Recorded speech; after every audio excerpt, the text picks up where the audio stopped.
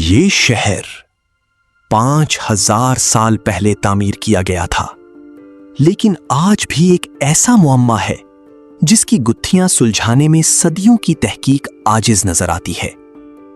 کوئی نہیں جانتا کہ یہ بستی کیسے وجود میں آئی، اسے بسانے والے کون تھے، اور اتنی حیرت انگیز منصوبہ بندی اس دور میں کیسے ممکن ہوئی جب باقی دنیا ابھی ابتدائی مراحل میں تھی۔ موہنجو داڑو، جسے مردوں کا ٹیلا کہا جاتا ہے، سندھ کی اس تپتی مٹی کے نیچے اپنے سینکڑوں راز دفن کیے ہوئے ہے۔ سورج دھیرے دھیرے طلوع ہو رہا ہے اور اس کی نارنجی روشنی ان سرخ اینٹوں کی دیواروں کو چھو رہی ہے جو وقت کی تھپیڑوں کے باوجود مضبوط کھڑی ہیں۔ ایک نوجوان سیاہ فام لڑکا شہر کے عظیم دروازے پر اکیلا کھڑا ہے، اس کی نظریں سامنے پھیلی ہوئی ایک شاہراہ پر جمی ہیں۔ یہ سڑک بالکل سیدھی ہے، اتنی سیدھی کہ جیسے کسی ماہر ریاضی دان نے اسے افق تک ایک لکیر کی صورت میں کھینچ دیا ہو۔ شہر کی تمام گلیاں اور سڑکیں ایک دوسرے کو عین 90 درجے کے زاویے پر کاٹتی ہیں، جو ایک مکمل گرڈ سسٹم کی عکاسی کرتا ہے۔ کیا یہ محض ایک اتفاق ہے یا یہ شہر کسی گہرے خوف کے تحت اس قدر نظم و ضبط سے بنایا گیا تھا کہ ہر گوشہ واضح نظر آئے؟ لڑکا حیرت سے اس ترتیب کو دیکھتا ہے جہاں ہر موڑ اور ہر گلی ایک طے شدہ منصوبے کا حصہ لگتی ہے۔ کیا یہ کسی قدیم دیوتا کا نقشہ تھا یا انسانوں کی غیر معمولی ذہانت کا شاہکار؟ اب ہم بازار کے اس حصے میں داخل ہوتے ہیں جہاں زندگی کی گہما گہمی کبھی اپنے عروج پر تھی۔ یہاں کی دکانیں ایک قطار میں اس طرح ترتیب دی گئی ہیں کہ جیسے کوئی جدید شاپنگ مال ہو۔ بازار میں ایک دکاندار مٹی کے برتن تول رہا ہے اور اس کی درستگی دیکھ کر عقل دنگ رہ جاتی ہے۔ یہاں استعمال ہونے والے باٹ پوری وادی سندھ میں ایک جیسے ہیں، جن کا سب سے چھوٹا یونٹ محض 0.856 گرام ہے۔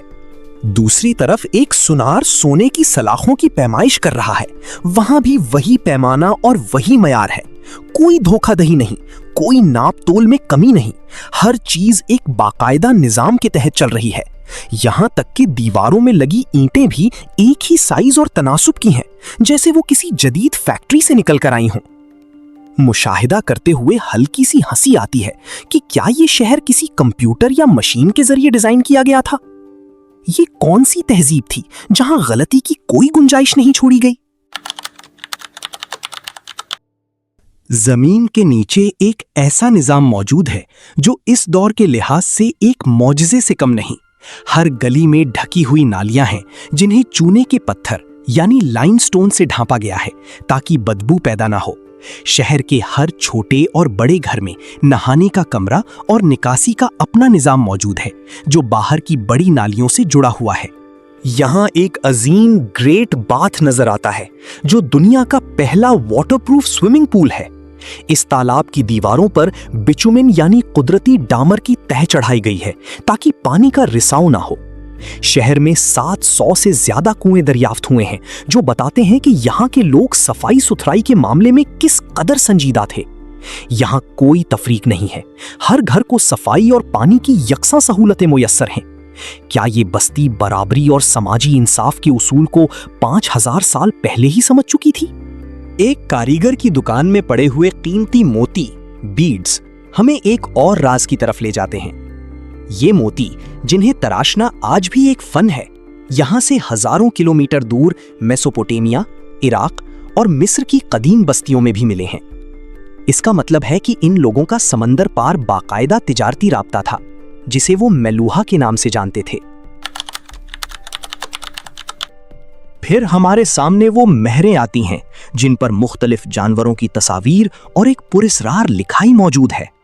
400 سے زیادہ منفرد نشانات دریافت ہوئے ہیں، لیکن آج تک دنیا کا کوئی بھی ماہر اس انڈس اسکرپٹ کو پڑھنے میں کامیاب نہیں ہو سکا۔ یہ شہر اپنے رازوں کو سینے سے لگائے ہوئے ہے۔ شاید یہ لوگ اپنی کہانی دنیا کو سنانا ہی نہیں چاہتے تھے، یا انہوں نے اسے جان بوجھ کر اس قدر پیچیدہ رکھا تھا کہ کوئی دوسرا اسے سمجھ نہ سکے۔ पूरे शहर में घूमते हुए एक बात शिद्दत से महसूस होती है, यहाँ कोई शाही महल नहीं है और ना ही किसी बादशाह के लिए कोई आलीशान तख्त मौजूद है। इतने बड़े और मुनज्जम शहर को चलाने के लिए आखिर कौन हुक्म देता था?